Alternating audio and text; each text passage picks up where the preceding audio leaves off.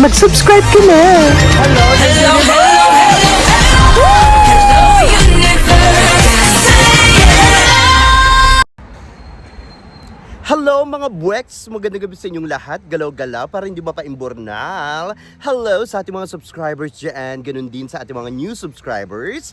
Welcome to Parade of Beauty. If you are here tonight, welcome to the new era of beauty.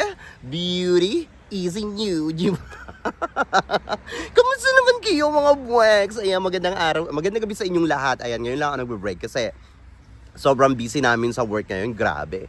Nakakapagod ngayong araw na ito, sobrang busy, yung medication parang struggle ako sa nag-struggle ako sa pagbibigay ng gamot ngayon. Ano ba, full moon ba ngayon? Ayan ang sinasabi sa mga ospital, no? Pag full moon, talagang nagkakaroon ng mga kakaibang mga pangyayari sa loob ng fasilidad. But anyway, mukhang hindi naman full moon ngayon, pero ang ganda ng weather namin ngayon dito, maaraw-araw. Tapos mainit-init na medyo malamig-lamig. Maganda yung breeze ng hangin. Ang sarap magkape-kape. Tapos mag-tea time. Ganyan, no? Tea. Social ka kunyari, Jimba. Pero syempre, ayan, beauty overload pa rin tayo, Jimba. Kamusta naman kayo? But anyway, wag na tayo magpa-chumpik-chumpik pa. No? Umpisahan na natin. Ito, nakakaloka ito.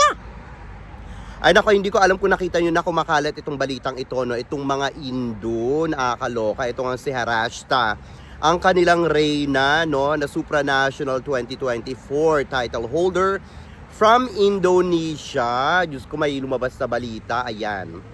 Na-call out lang naman sila ng Miss Supranational Organization. Kasi nga daw, ito daw mga mga Indo, no? Ini-email ang maraming bansa, iba't ibang bansa, para lang imbitahan ang kanilang Harashta, diba? Nakakaloka naman ito. Nakakahiya naman, diba? Ano to, para lang maipaandar nila na maraming kaganapan si Harashta, diba? Ito naman kasing supranational, after naman makoronahan itong si Harashta, wala nang masyadong kaganapan sa kanya. So ano na, diba? But anyway, ayun nga, kinall out nga sila sa IG story ng may-ari ng supranational organization. Natigilan na daw ang pagkokontak sa mga iba't ibang organization sa iba't ibang bansa. Kasi daw, hindi naman maganda din yung ganun. Parang yung binubugaw nila si Harashta, di ba? At saka parang isa pa, parang parang hindi nga parang ang rude naman nun, di ba? Sa organization ng Miss Supranational. Parang nilalako nila si Harashta sa iba't ibang sa iba't ibang organization sa iba't ibang bansa. Parang unfair naman nun sa di ba? Sa organization din. Parang dapat kailangan muna magpaalam muna sila sa organization bago nila gawin 'yon, di ba? At ito pang malala diyan. Hindi nga ang puteri Indonesia ang gumagawa niyan, di ba? Ang gumagawa niyan mga pageant fans mismo ng Indonesia ang gumagawa. Ini-email nila isa-isa yung mga bansa para lang i-invite ang kanilang Harashta, ang kanilang supranational. Grabe naman sa pagkadilulo itong mga ito. Napaka-pathetic naman, di ba? Napaka naman nitong mga ito. Parang nakikita ko dito sa mga ito, hindi lang dilulo mga ambisyosa, no? Ambisyosa at ambisyoso, no? Pathetic talaga, nakakaloka. Parang, mga timawa, diba? Para silang, parang gusto nila, bida-bida sila lagi, no? Pero nakakahiya talaga yon. Ang ginagawa pa daw nito mga ito, nakita ko pa dun sa mga comment section, ang ginagawa pa daw nito, halimbawa, merong ganitong pageant, no? Halimbawa, hindi ito. Halimbawa yung Miss Universe, Miss Planet, halimbawa may mga ganyang organization. Sa iba't ibang bansa, no? Nagko-comment sila doon sa mga yung organization na yon na ganun pero hindi itong Miss Universe, hindi yung Miss Planet. Halimbawa lang, may mga pageants na nagko-comment sila doon na imbitahan yung kanilang kandidata, yung kanilang reyna, no, na imbitahan para doon sa mga sa mga organization na yun, na mga may pa-pageants. Nakakaloka dahil daw ito daw si Harashta ay talaga daw nanalo naman talaga sa supranational na isa sa mga major pageants sa mundo ng pageantry, at talaga daw deserving itong magkaroon na maraming exposures since eto nga daw supranational ay talagang hindi nabibigyan ng mga kaganapan etong si Harashta, puro daw puro pictorials lang, wala naman daw, alam mo yun, wala nang nakikitang kung ano-ano pa, di ba? So ayun, nakakaloka itong mga Indo na ito, parang kulang na lang talaga ipagsiksikan nila ang kanilang reyna sa, alam mo yun, sa iba't ibang bansa para lang magkaroon ng exposures. But anyway, kung iisipin nyo naman, syempre, kahit papaano, kung saan banda mo titingnan, no? Kahit, ibig sabihin, maraming angle mo titingnan. Parang, syempre, kung ikaw na naman, no, kababayan mo, at tapos reyna pa, nakikita mong walang mga kaganapan, no? Walang mga pasabog, di ba? Sa supranational. Syempre, bilang kababayan mo, parang yung pagkadesperada ng mga kababayan mo, parang, ano mo yun, tinutulungan din nila si Harashta. Kaya nga lang, kumbaga, parang, anong tawag dito? Magandang bagay yon, no? Magandang bagay yung ganon, yung parang tinutulungan nila si Harashta. Pero hindi nga lang maganda yung way nung pagtulong nila, di ba? Kumbaga, syempre, napapahiya yung reyna nila, tapos nagmumukha pa sila mga desperado at desperada, no? So, ayun, gusto lang siguro nila magkaroon ng exposures talaga itong si Harashta kasi tingin nila talaga na deserving itong si Harashta. At yan din naman yung nakikita. Mukhang mabait naman itong si Harashta. Kaya nga lang, syempre, pag naimbitahan naman sila sa ibang bansa or ibang organization, ang gagawin naman itong mga Indo na ito, magyayabang naman, no, na kesyo, o ayan, inimbitahan sa ganito, inimbitahan sa gano'n, yung pala, sila pala yung naglalako, di ba? Grabe ang mga Indo, no, yung pagkaano nila, hindi lang sila, hindi lang sila uhaw sa corona, di ba? Uhaw na uhaw din sila sa atensyon, di ba? Kasi nga, syempre, pag nabigyan sila ng pagkakataon, ay pagyayabang naman nila yan, di ba? Sasabihin naman nila na sila na daw talaga yung powerhouse, kahit hindi naman talaga, di ba? Nakakaloka itong mga Indo. Nakakaloka na nakakaawa na desperada na mga timawa, no? Hindi lang talaga sila uhaw sa corona, sa totoo lang, no? Mga talaga ito, mga desperada na, no? Itong mga Indo, parang, gusto ba nila maging center of attraction sila sa mundo ng pageantry? Kung gusto nila ng ganyan, dapat gumawa sila ng tamang pamamaraan, hindi yung ganyan. Kasi hindi lang sila yung napapahiya dyan. Hindi lang yung kanilang reynang si Harashta. Siyempre, ganun din yung organization. Kumbaga, ang dating parang wala talagang ginagawa yung organization para kay Harashta, di ba?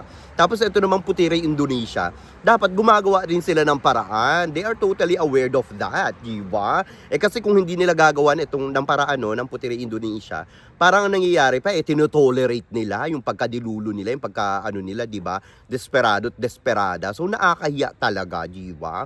But anyway, good luck sa kanila. No, sabi naman nung supranational organization, may mga inihanda namang pasabog, no, sa huli. Kasi daw sa April, nandyan daw si Harashta sa Indonesia. Ayan, may mga lugar daw na pupuntahan diyan sa Indonesia, o di ba? Huling buwan na lang doon pa sila, hindi naman huling buwan. Mga na lang, siguro mga April, May, June, July. So siguro mga 3 buwan before niya ipasa yung corona niya, doon pa sila mag-iingay, di ba? Nakakaloka rin itong supranational na ito, no? But anyway, good luck kay Harashta. Sana magkaroon pa siya ng maraming exposures and sana magkaroon pa siya ng maraming projects. Even tapos na yung kanyang reign as Miss Supranational, di ba? Kasi nga daw major pageant nga daw ito, di ba? But anyway, dito naman tayo mga Bwex, no, ang Miss Universe of Philippines Organization. So, si Sir Voltaire nga, ayan, nagkaroon siya ng interview, no, sa isang parang talk show ba yan? So, ayun, chinika-chika siya doon. Siyempre, in-interview siya kung ano ba yung mga dapat aabangan sa Miss Universe Philippines 2025 ngayon, no? Panoorin nyo ito! What can we expect for the program like this year? Can you give us a sneak peek? Okay. I know you really can't tell Napaisip us. ako bigla. Sorry, I know No. you can't tell us, but I'm curious. Every year, it's always a debate between tradition and innovation. I'm a pageant fan at heart. So I love, kung pwede lang 80s lang lagi yung format, gagawin ko yon. But we always have to step it up. Right. But this year, we're really, oh my gosh, as a pageant person, opening number this year, I'm hoping it's gonna ignite like this flame in all the older pageant fans. Oh, I'm so excited. Yeah, and also we're gonna have like some surprise guests, and we're gonna have we're planning to have this really amazing. It's our 5th year or 6th year, wow. and so we're hoping that all 5 previous queens, are gonna be there. Oh my gosh, I have to watch. Well, you Yes. know, Going to be Ang charay ni Sir Voltaire at saka ni Mama Chona, ziwa. Mukhang may inihahanda at inihahanda talaga silang malaking pasabog ngayon sa Miss Universe competition, Miss Universe Philippines 2025, no? Talagang parang ang gagawin nila malaking pasabog daw at saka may mga special guest, jiwa, kaabang-abang yan. Pero sana, yung mga special guest, huwag na sana kumuha sa ibang bansa, jiwa. Sana yung mga special guest, yung mga Pinoy Pinoy talents na lang, diba? Kumbaga, embrace natin yung sariling atin. At saka, maganda rin na ganyan, no? Para magkaroon din ng exposures yung talent ng Pinoy, no? And aside from that, kumbaga kasi kung kukuha pa sila ng mga celebrities or mga artists sa ibang bansa, no? Para mag-host, ganyan, no? Or mag-perform sa Miss Universe Philippines, malaki ang gastos niyan, mga buweks. Idagdag na lang nila doon sa budget nila sa stage, sa production, di ba? So, mas maganda yung ganon para mas maging pasabog talaga. Siyempre, alam natin si Papa Nawat, di ba? Alam naman natin to pasabog, no? Kumbaga, talagang hindi to magpapatumpik-tumpik si Papa Nawat. So, talagang gusto nito makuha rin yung award, no? Yung ng pagiging, Best in National Director. Katulad kay Mama Jonas, no? So sana ayun. Well, anyway, maganda naman yung production last year kasi I was there, nakita ko, maganda yung quality rin ng kanilang video, yung kanilang production, yung glossy nakita natin diyan, yung pasabog na music nila, 'di ba? Yung opening number nila, 'di ba? Maganda din nung last year. So ayan nga sinasabi nga ni Sir Voltaire, magiging maganda yung nila, yung kanilang opening number. So kaabang-abang 'yan. At ito pa sinasabi niya na parang ibabalik nila yung old style, diba, ng Miss Universe, sa Miss Universe Philippines.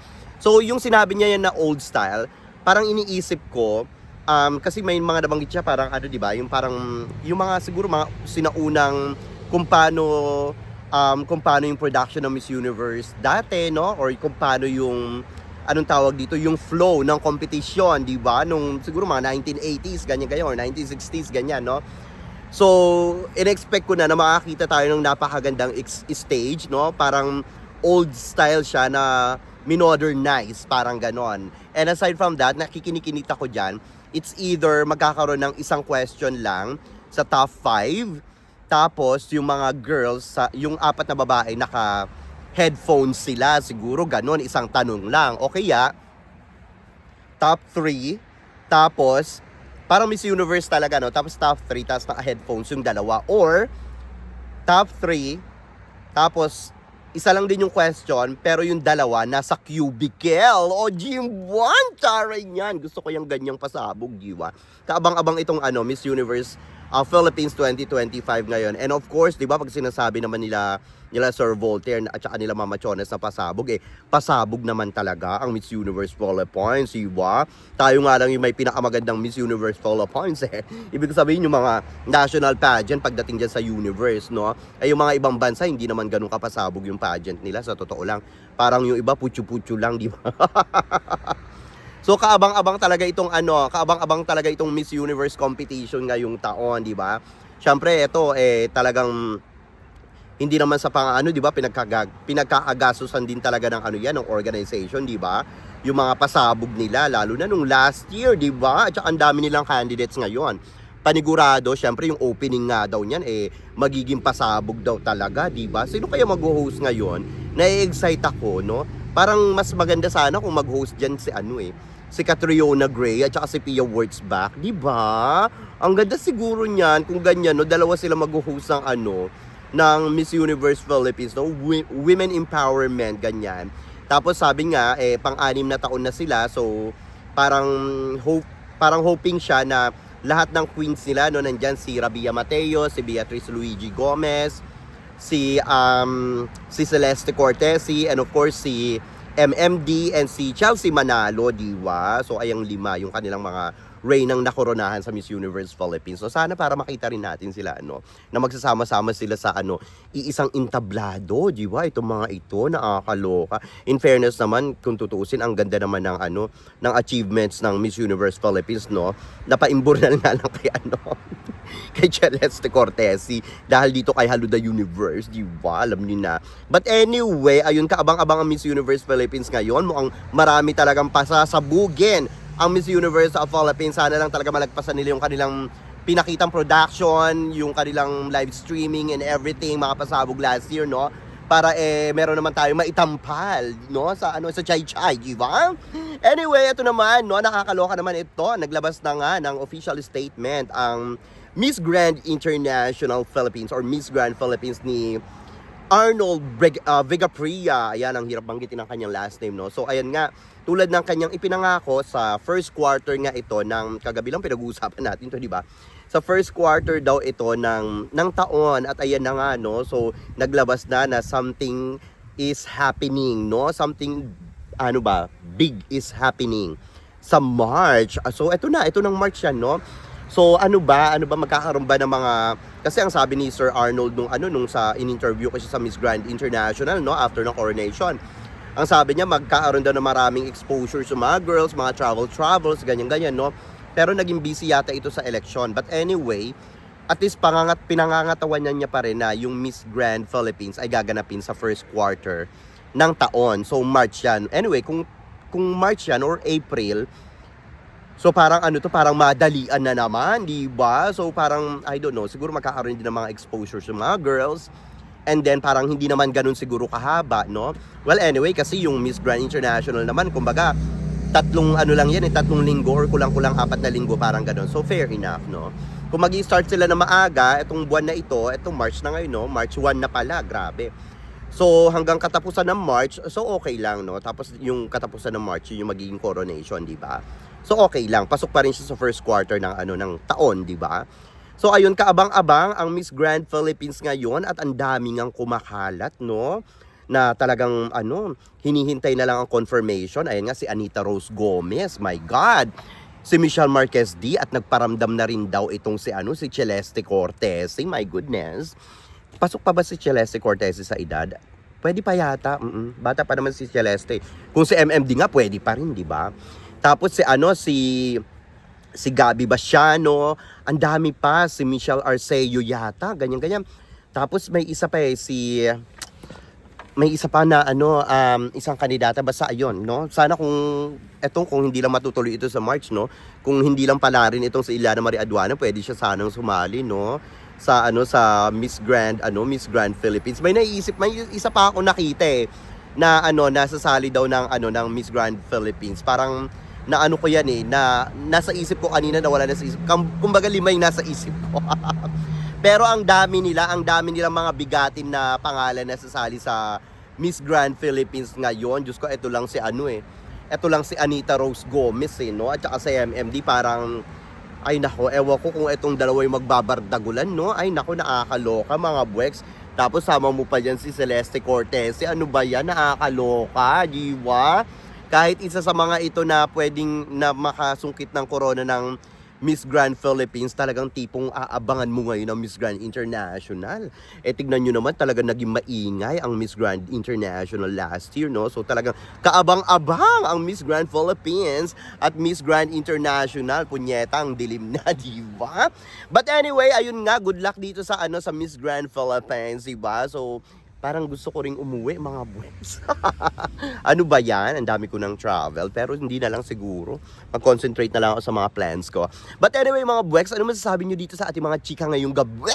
Mag-ingay kayo sa ating comment section para makita ko rin ang inyong mga opinion. Hanggang sa susunod natin mga chika-chikahan. Bye for now, mga blacks, and I love you all. Bye! See ya!